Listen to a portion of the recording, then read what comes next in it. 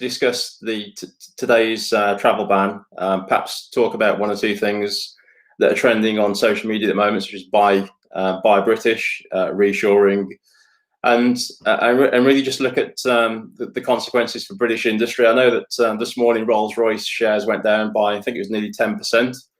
Did you spot that, Charlie? Yes, yeah, it's a big drop off on the FTSE and the pound as well. And I know, obviously, I think 20 or 30 countries now have joined the list of places that are actually banning travel from the UK because of this new strain of COVID. And obviously, we've got problems at the port, which I think there's a solution being sorted at the moment. So hopefully that will clear it up. But certainly on social media, buy British is trending, and obviously we've been talking about this for a long time, which is reshoring and the need for the UK to be self-sufficient, to localize supply chains, and obviously innovation that comes from localized supply chains of neighbouring companies being able to introduce new ways of doing things and perhaps improve productivity in the business. Obviously, one of the consequences of this news, however, is in the currency market. So I'm just looking at some of the commodity prices. So not so much the pound falling as perhaps other commodities increasing. So you've got gold and you've got digital cryptocurrencies that are all actually just going through the roof. So over the last year, they've obviously increased as governments have printed more money, but certainly things like Bitcoin, gold, other commodities have increased in comparison to the GDP. I suppose it's a double-edged sword because on the one hand we import a lot of the raw materials, so we're disadvantaged from importing products, but technically we are more competitive in the export markets. What do you see as a trend there, Charlie? Because I know we spoke to Jazz, didn't we, from Rational Effects, and he was talking about the volatility of the currency and how that might affect members. Yeah, and there's going to be winners and losers in the currency for sure. So the exporters from Great Britain PLC, likes of JCB, are likely to have a bit of a boom as a result of the devaluation of the pound. But I think it's a perfect storm of circumstances at the moment with this latest strain. I guess it's hard. It's for the first time we're the ones who are being added to exclusion lists, and I suppose it's possible there's an element of national offence taken at that. But we've been doing the same with at risk, the Greek islands, the Canaries, for instance, throughout both the first and second lockdown. And as you said, it looks like a resolution is being sought, but it's kind of compounding the backlog that we're seeing at the ports, as well as firms have sought to, or not panic buy, but definitely stock up ahead of potential disruption in January. So yeah, it's come at exactly the wrong time, and as a result, we've seen the market swing. Raw materials, I think steel prices have gone up as well, and that's going to be the thing that's going to be hitting our members probably the most at the moment. A lot of them who are machining and cutting, bending, forming. A lot of the steel mills aren't obviously indigenous to the UK, so a lot of it will come from Germany and India and China. So yes, it's like I said, it's a perfect storm. I think the opportunities that they get therefore are going to be the manufacturers who manufacture their own finished product and export it, because they will be able to do so and become more competitive this week than they were last week. I think it's a short-term blip, but it's obviously going to add a lot of emotion to the ongoing challenge over Brexit. I think the one thing that's going to, I think could be a challenge is, I think this is one of the things the conversation is likely to cover, is going to be the movement of individuals across borders. It's something that the Maiden Group has looked at in the summer, over trying to add engineers, for instance, to the exempt travellers list. And a lot of industry and a lot of our members have maintenance and service engineers out and about on location in other countries and may be stuck there or unable to go. And that kind of really does cut us off at the moment. So hopefully this is a short-term crisis. Well, I say short-term blip, not a crisis, but hopefully it's a short-term problem. I think you're right in terms of the people have got to take a long-term view of this, because particularly in stock markets, even currency, there are a lot of people that I'll call them speculators, they're not serious investors. They're not big investors. So if you look at the actual volumes traded, they're not huge. But they're people that, instead of perhaps betting or going down the casino, they're actually betting on these stock prices, and they can cause these little fluctuations, and they can buy and sell on a short-term basis. But actually, I think you need to have maybe a bit of a longer-term view to understand what the true fluctuation of currency is going to be. But I just want to sort of just talk about the vaccine for a second, because obviously the current strategy is to vaccinate the elderly population and the vulnerable. However, with this new strain and the fact that you could move so much faster, is there an argument to perhaps modify that strategy and, for example, vaccinate the workforce? So vaccinate manufacturing companies' employees, because in many ways, if you're a manufacturing company, you've got 100 employees, they're really mobile, they're moving around, they're interacting with lots and lots of people. So you've got to look at how this thing will spread. Surely there's an argument now to say that let's vaccinate these people as part of our priority groups. Yeah, I mean, I think you'd cited a story of the vaccination of smallpox, wasn't it, in third world countries, and it looked at the difficulty of vaccinating the elderly and the weak and the vulnerable first. In reality, it's the people who move across borders and between towns. So the students, obviously the healthcare workers, and those in the business and industry. Obviously, our sector in manufacturing. I think if you looked at what the leader of the opposition said, the government was making reckless decisions relating to the health of the economy. I'm not sure what they were proposing that was any different, but I think the danger is if you're prohibiting people from being productive in the economy, albeit in the name of keeping safe and reducing the spread of risk, you definitely hamper the chance of recovery. So in the presence of a vaccine, yeah, I mean, it does make sense to try and target and add people to the priority list, those who are the most likely to interact with the most number of people. Yeah, I think naturally we always want to help people that are perhaps weaker than ourselves. So if you've got your normal flu strategy, you would vaccinate the elderly and vulnerable. And when the Titanic went down, it wasn't young men getting into those boats; it was women and children first, wasn't it? So I think we've got a natural tendency to look after people that that we want to prioritise. However, in the face of a vaccine, which a virus that we don't know if it's going to be stable or not, and if it mutates away from the vaccine itself to the point where the vaccine doesn't work, then obviously strategically it would have made more sense to have actually injected immunity within the population that moves around the most. So if you could have identified who the super spreaders were before they started to spread, you could have actually controlled the virus. Maybe the strategy moves towards targeting the people who are likely to be the super spreaders, or perhaps the working population, because just by the fact they are moving around in large numbers, it just sort of makes sense, I think, to bring the numbers down, which in turn would obviously protect those older people. But there's a huge threat to industry because of that. If you're a manufacturing company, you've got lots of these people that employ 100 people plus. If you get an outbreak in your business, I mean, how do you protect yourself? That's the question. So it's not just the business perspective of currencies going down, fluctuating 2 or 3%. It's what happens if you have an outbreak in your facility. How do you protect your business from a health and safety perspective?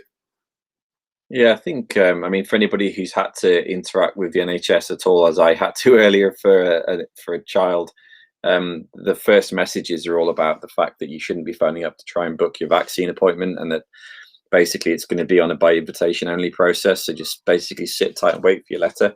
It makes me think back to the start of the lockdown, when firms were almost encouraged to come out and register for those that thought they would be in indispensable industries, protected industries, where their workers might need to be able to travel freely to and from work.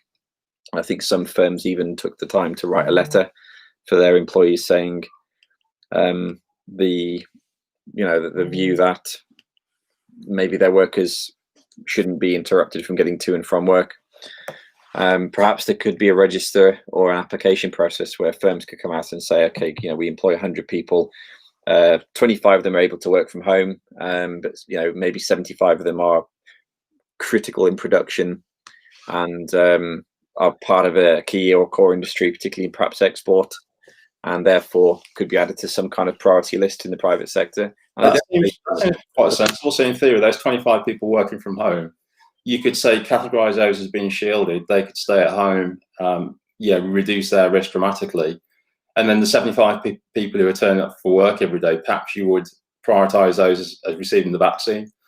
But there does seem to be a lack of strategy, if I'm honest. And what I'd love to see is, I know these SAGE meetings happen quite regularly, and they're mainly policed by medical people and politicians. I mean, I'd love to see the politicians removed from those meetings.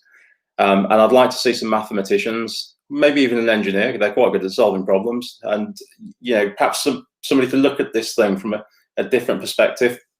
So that, this is a problem to be solved. And, we have to perhaps look at a different strategy, because it is a novel virus. It's not like the flu, and you wouldn't necessarily react exactly the same as you would do the flu. As I said, if this evades the vaccination or the vaccine solution, then you have a big problem. And I think we need to sort of, just as you would do with a business plan, you'd have a SWOT analysis. What are the risks, and then how do you mitigate against those risks? And at the moment, we're just following a pattern which is very similar to what we would do with an ordinary flu. And I do think that's a mistake, if I'm honest. And I think this new virulent strain probably just evidences the fact that clearly hasn't been thought about. I think one thing is that in risk planning and risk management, there's more, the contingencies are laid out, and I guess the criticism that is probably being levelled at government this week is everybody is committed to a course of a full, Christmas break with families, but perhaps they could have had some warning that they would need to be prepared for change if X and Y happened, and obviously that's not being communicated. And I guess in manufacturing, having had so much disruption this year of first of all, maybe some shutting down and some having to work out how to safely operate while socially distancing their employees, a contingency could evolve around a second or third wave, a second or third lockdown, even travel plans, in terms of, especially with firms with operations in multiple locations.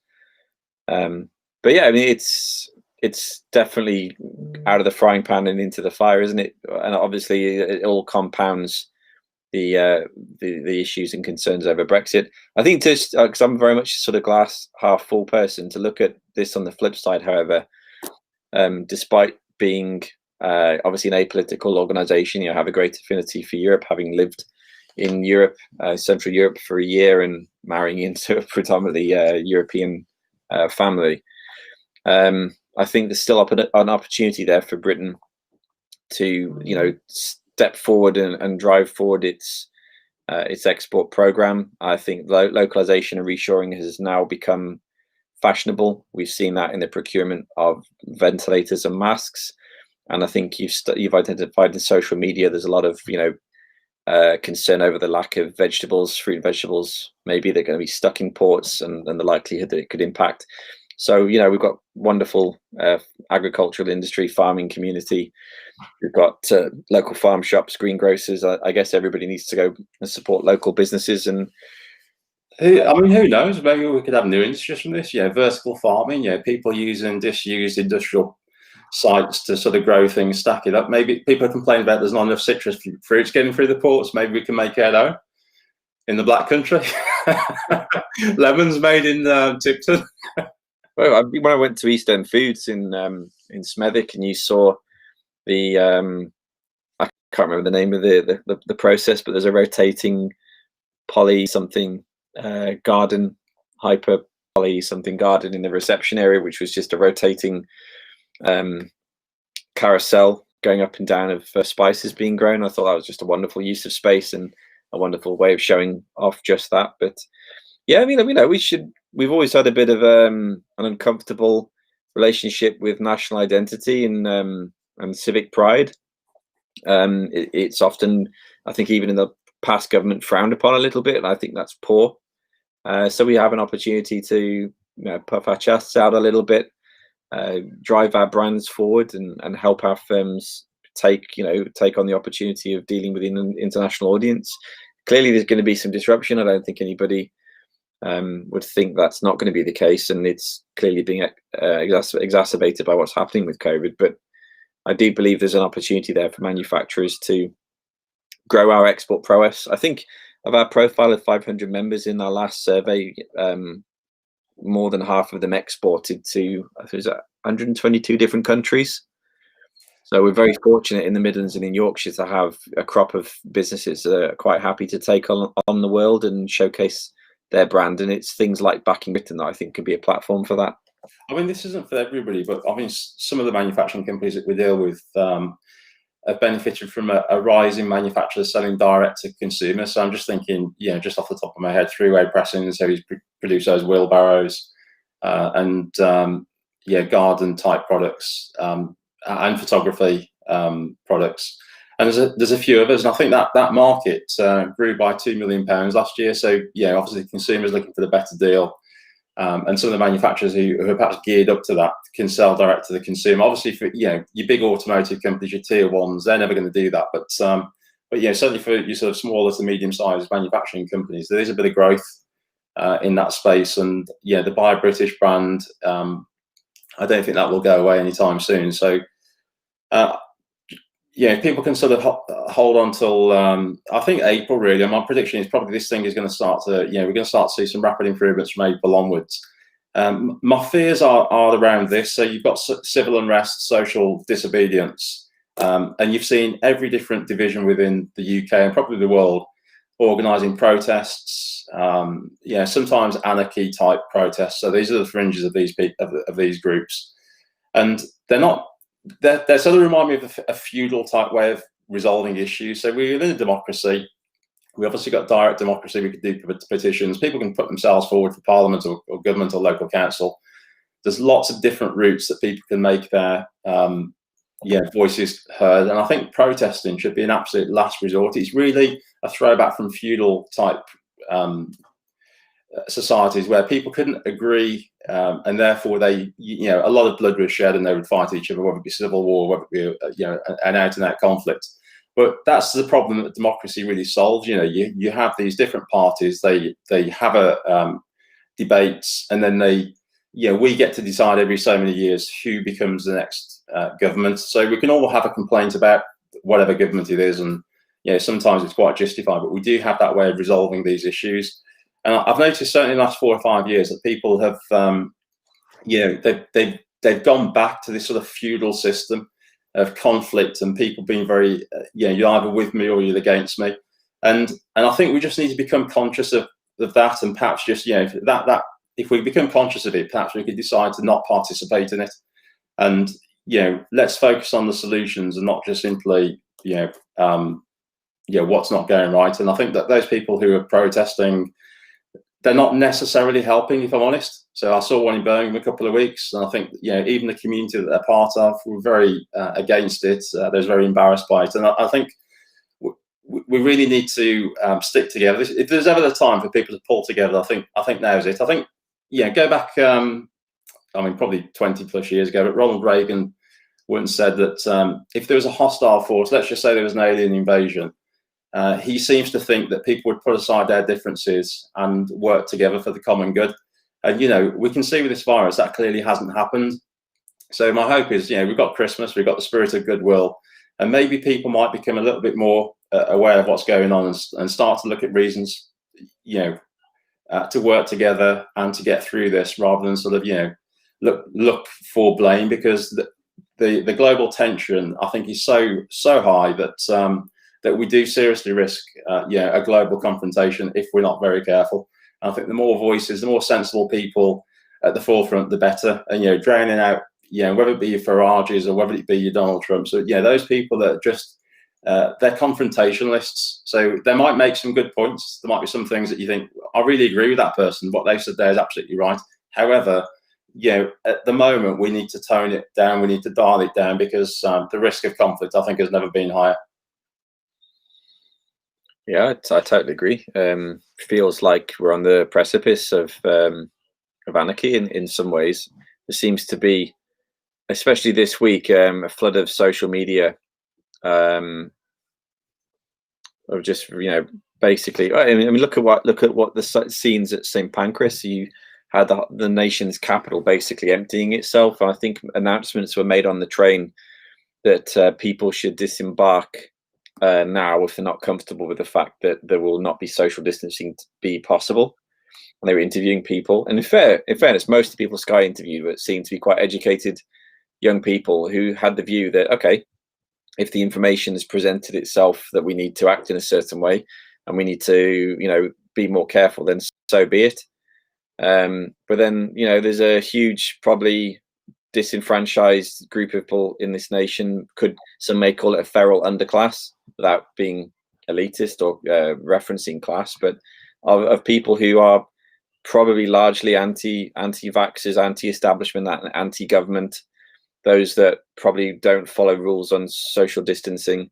I'm not saying that the wealthy, the privileged, the educated do these things. Obviously, there's been hugely hypocritical examples of where even people in government have broken that reference. The Cummings trip up to Durham, for instance. But let's face it, there seems to be a divide.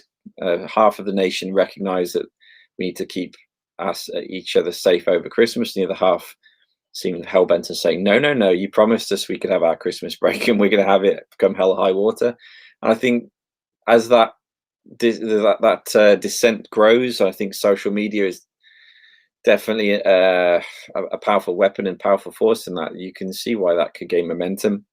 Unfortunately, I think what we have in the US is, I think we'll have a repeat in the UK where you get this thing called a silent majority. And it's a bunch of people who are kind of in the middle who go, well, I'm not very happy about this, but I don't see the point in raising my my views because they're not going to be heard and the system is broken. But by the same token, nor am I going to go out and smash up a shop or go looting. And those are the people then who stop voting and become politically, socially inactive.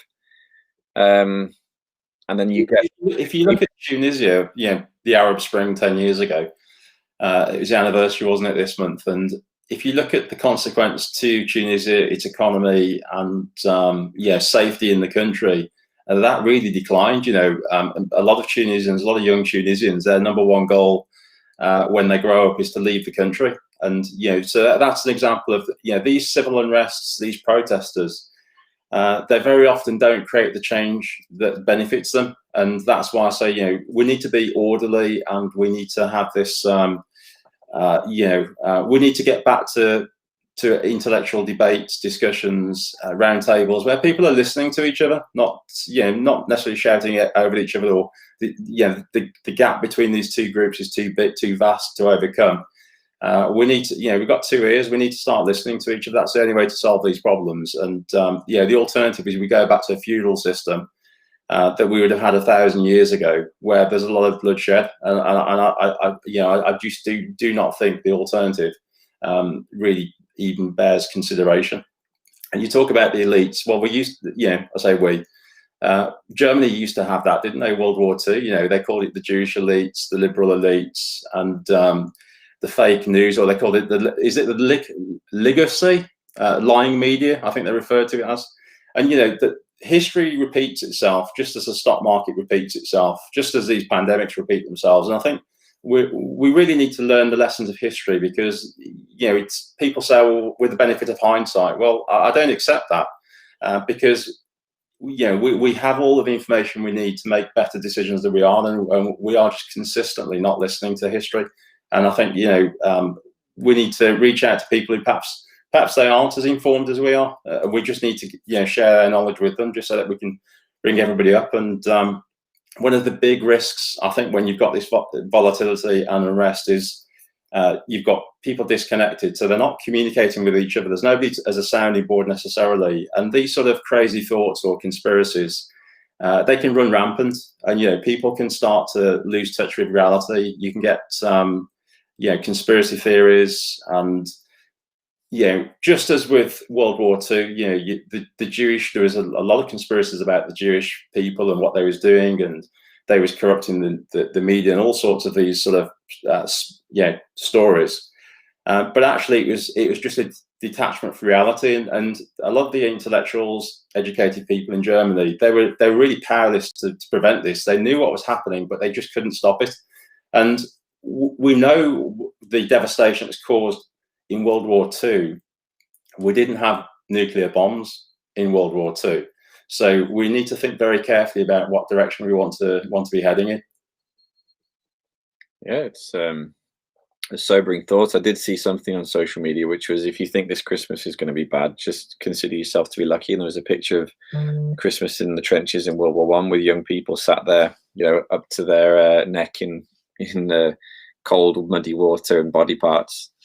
So it's just a bit of perspective, really. We may not get a white Christmas, we may not get Santa, and we may not be able to see our grannies. I mean, I stood outside an elderly people's home on whatever day it is, Saturday, holding up a baby cot above my head so an elderly relative could look out the window, and it was highly depressing and miserable.